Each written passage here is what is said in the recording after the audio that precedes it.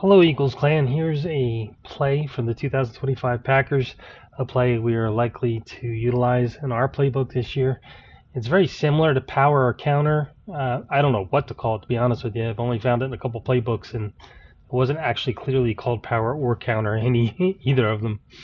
Um, but it's kind of like counter in that there's two pullers.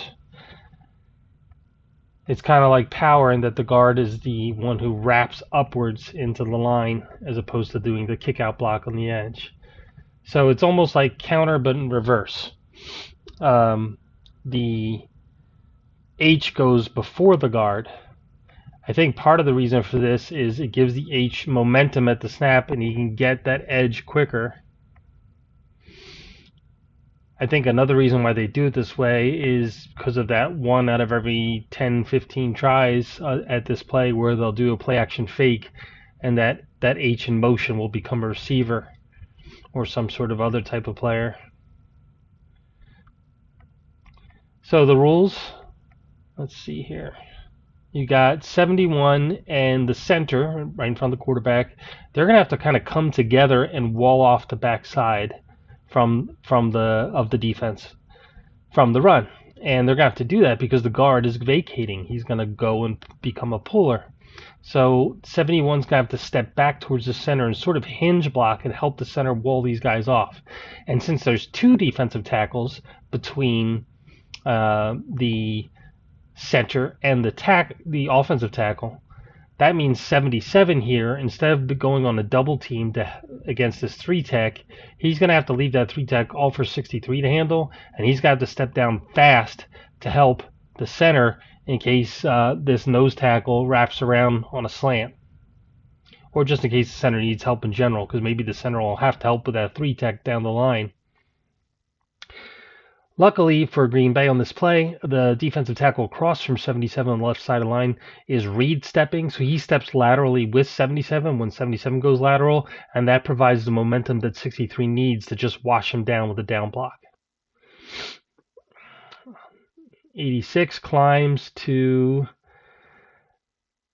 He's probably attempting to climb to the backside linebacker, but since these two linebackers are acting kind of wonky, and it's clear that the guy with the wild flowing hair wants to take on the blockers to free up 46 to roam and track the running back. It's sort of a Detroit thing I've noticed. He kind of screws up the plans, and he becomes the guy that 86 ends up blocking. And it kind of confuses the blocking assignment. I'll show you in a second. So 85 was going for 46, but he has to take the other linebacker who steps up, which is the front side linebacker in the play, who technically the way you draw it up is the pulling guard's assignment. So the pulling guard gets confused. He's not sure who's the block. And they only get 6 yards on first down as opposed to 20 or more. That could have gone a long ways if they were able to block that backside linebacker. Show it one more time in slow motion.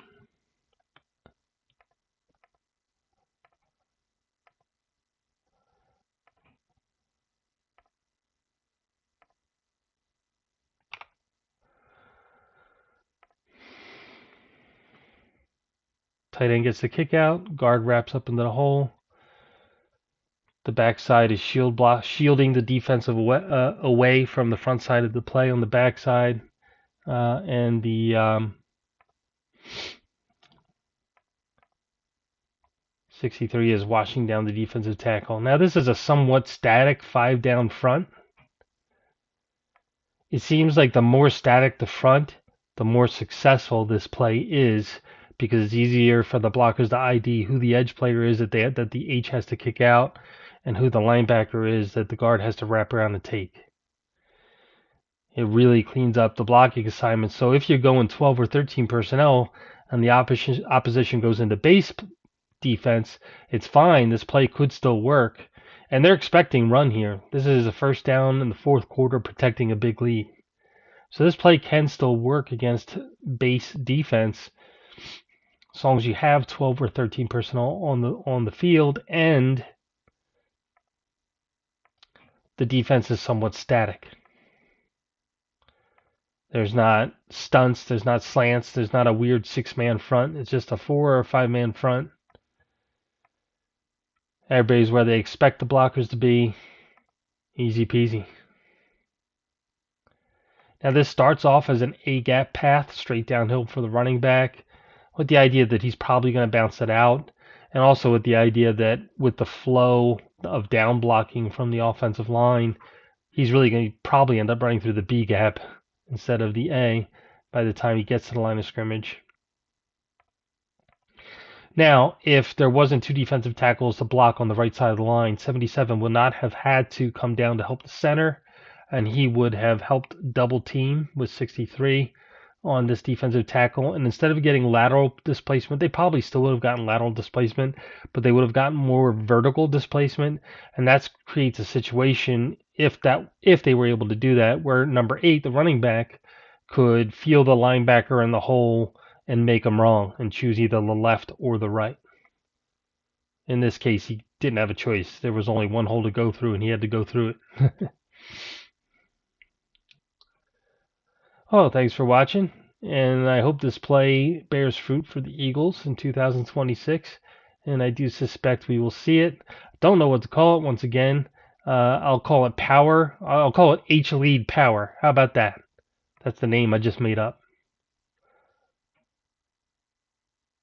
And go Birds.